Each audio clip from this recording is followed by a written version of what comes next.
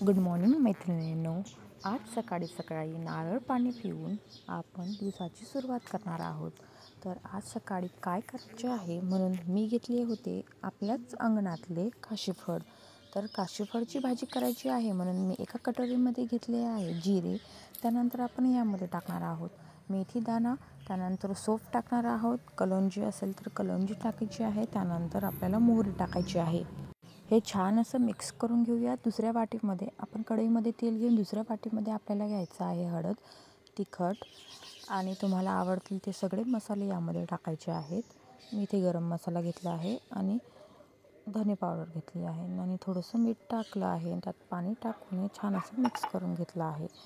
कढई आपली तपली आहे, त्यामध्ये आपण टाकूयात ह्या सगळा मसाला आणि छान हा एकत्र करून घेऊयात. यात एक तमालपत्र पण टाकूयात आणि छान हा घेऊयात भाजून.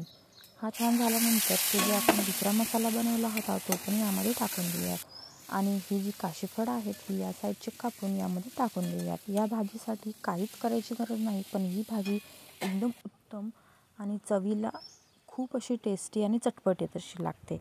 यामध्ये थोडासा गूळ आपण टाकला आहे. ही भाजी तुम्ही अशी नक्की ट्राय करा. खूप लवकर होते आणि चटपटीत खूप रुचकर अशी लागते. ही जी भाजी बघा तयार आहे. ही काशीफळाची भाजी तुम्ही भाकरीबरोबर चपातीबरोबर सुद्धा खाऊ शकता आणि ही भाताबरोबर सुद्धा खूप छान लागते. गरमागरम पोळी घेऊन काशीफळची भाजी घेऊन मी करणार आहे आज छान नाश्ता. त्यानंतर आपल्याला करायची आहे एक दुसरी भाजी. त्यासाठी मी घेतले आहेत इथे हे कडधान्य. यामध्ये आहे हे 4 अशा वेगवेगळे कडधान्य. यासाठी मी टोमॅटो घेतले आहे, कोथिंबीर घेतली आहे, कोथिंबीर बारीक चिरून घेतली. त्यानंतर कांदा आणि टोमॅटोसुद्धा मी बारीक चिरून घेतला आहे. त्यानंतर पातीचा कांदा आपल्या दारातच होता तर तो सुद्धा मी इथे बारीक चिरलेला आहे. त्यामध्ये बटाटा पण सुद्धा आपण ॲड करू. त्यासाठी आपण 2 छोटे छोटे बटाटे घेतले आहे आणि त्याची अशी साल काढून घेऊयात आणि हे मोठे मोठे तुकडे करून आपण भाजीसाठी वापरूयात. मिक्सरच्या भांड्यामध्ये लसूण आणि जिरे करून याची पेस्ट करून घेऊयात. ही भाजीसाठी आपल्याला उपयुक्त होईल.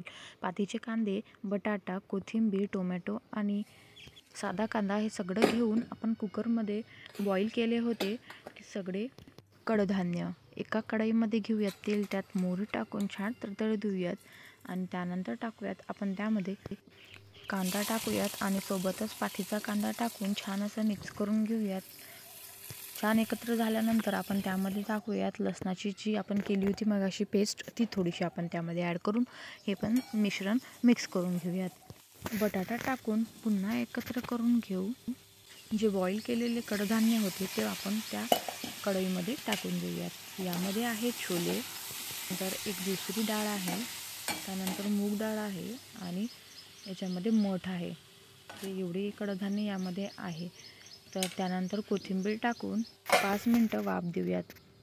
5 मिनटं झाल्यानंतर यामध्ये टाकायची आहे आपल्याला हळद, मिरची पावडर आणि तुम्हाला आवडतील त्या सर्व प्रकारचे मसाले यामध्ये तुम्ही ॲड करून घेऊ शकता. मला जे आवडतात ते मी यामध्ये ॲड करते आहे. त्यानंतर आपण मिक्स करून घेऊयात. टोमॅटो मी नेहमी भाजीमध्ये शेवटी टाकत असते. काही भाज्यांमध्ये मी आधीच टाकते, पण काही भाज्यांमध्ये मी शेवटीच टोमॅटो टाकते. तर चवीपुरती टाकूयात मीठ आणि मस्त ही भाजी करूयात एकत्र. ही भाजी तुम्ही टिफिनला किंवा ऑफिसला, ट्रॅव्हलिंगला सुद्धा नेऊ शकता. खूप छान आणि चविष्ट अशी लागते. याच्यासोबत तुम्ही राईस पण खाऊ शकता. खूप छान अशी भाजी ही लागते. एकदा नक्की ट्राय करा. तुम्हाला जर माझे व्हिडिओ छान वाटत असेल तर मला कमेंट करा. Thank you so much for watching my video.